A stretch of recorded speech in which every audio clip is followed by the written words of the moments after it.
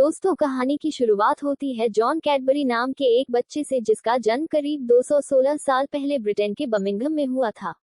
John एक कोकस धर्म से ताल्लुक रखते थे और इस धर्म के लोगों की अपनी अलग ही मान्यता थी। वे चर्च या फिर किसी भी धार्मिक संस्था से नहीं जुड़े हुए थे। ईश्वर और अपने बीच उन्हें किसी की भी मौजूदगी पसंद नहीं थी। अपनी अलग मान्यता होने की वजह से पूरे समाज नजरिए से देखा जाता था। न उन्हें किसी अच्छे स्कूल में दाखिला मिलता और न ही उन्हें कोई अच्छी जॉब, यहाँ तक कि वह सेना में भी नहीं जा सकते थे। उनके पास बचा कुचा सिर्फ एक ही ऑप्शन था, अपना खुद का बिजनेस करना। इसलिए अपने धर्म के स्कूल में पढ़ाई करने के बाद जॉन कैडबरी अपने पॉकेट मनी के लिए एक कॉफी शॉप पर काम करने लगे और फिर आगे चलकर 1824 में उन्होंने अपना खुद का दुकान खोला जहां वह कॉफी, चाय और चॉकलेट ड्रिंक बेचा करते। अगले कुछ सालों के एक्सपीरियंस के बाद उन्हें पता चला कि चाय और कॉफी से ज्यादा उनके चॉकलेट ड्रिंक को लोग पसंद कर रहे हैं और फिर 1831 से उन्होंने चाय और कॉफी को छोड़ सिर्फ चॉकलेट ड्रिंक पर फोकस करना शुरू कर दिया, जिससे डिमांड बहुत ज्यादा बढ़ने लगी।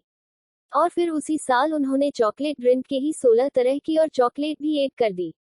देखते ही देखते अगले 15 सालों में आसपास के सभी इलाकों में अपने स्पेशल कैडबरी चॉकलेट ड्रिंक के लिए प्रसिद्ध हो चुके थे। आगे चलकर 1847 में जॉन ने अपने भाई बेंजामिन को भी इस रिसर्च में शामिल कर लिया और फिर दोनों ने मिलकर ब्रिज स्ट्रीट में एक बहुत बड़ा कारखाना खोला। दोस्तों, कैडबरी शुरू से ही अपनी क्वालिटी के लिए जानी जाती है। इसलिए 1854 में रानी विक्टोरिया ने उनकी कंपनी को रॉयल वारंट का सर्टिफिकेट दिया।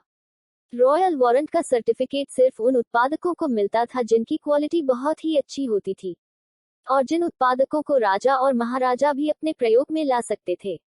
धीरे धीरे कैडबरी अपने बेहतरीन उत्पादकों की वजह से पूरे ब्रिटेन में प्रसिद्ध हो गई और फिर 1860 के आसपास बिजनेस से संबंधित नोकझोंक होने की वजह से भाई बेंजामिन ने जॉन कैडबरी से अलग होने का फैसला लिया, जिसके बाद जॉन की बीमारी भी ढलती जा रही थी और फिर उन्होंने कंपनी का कमान अपने दो बच्चों को, रिचर्ड और जॉर्ज को दे दी। दोस्तों, किसी भी उत्पाद की सफलता को जारी रखने के लिए सबसे जरूरी है समय के साथ परिवर्तन। रिचर्ड और जॉन ने अपनी कंपनी का कमान संभालने के बहुत सारी नए परिवर्तन किए और वे काफी हद तक सफल भी रहे। पूरे ब्रिटेन में अपना कब्जा जमाने के बाद कैडबरी 1870 में कैडबरी को दूसरे जगहों में भी भेजा जाने लगा। इसी बीच 18 मई 1980 को कैडबरी के फाउंडर जॉन कैडबरी ने इस दुनिया को अलविदा कह दिया और फिर अगले 10 सालों में उनके एक बेटे रिचर्ड की भी मृत्यु हो गई, जिसके बाद बचे जॉर्ज कैडबरी, जिन्होंने अपनी रिटायरमेंट से पहले एक ऐसी खोज किया जिसने कंपनी को एक नई ऊंचाई तक पहुंचाया दी। जॉर्ज ने 1905 में कैडबरी की मशहूर डेयरी मिल्क चॉकलेट का आविष्कार किया, जिसकी रिसर्च वह 1897 से ही कर रहे थे। जॉर्ज कैडबरी डार्क चॉकलेट के साथ कुछ नया बनाने की प्रयोग में लगे थे।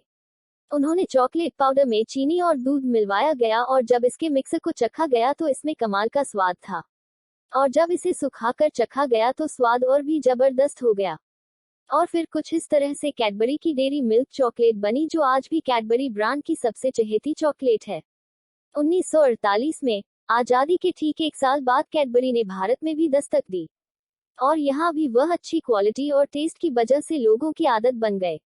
अगर पूरी दुनिया की बात करें तो 50 से भी ज्यादा देशों में कैडबरी के चॉकलेट का बोलबाला है। उम्मीद है आपको कैडबरी की यह सक्सेस स्टोरी, कैडबरी चॉकलेट की सफलता की कहानी जरूर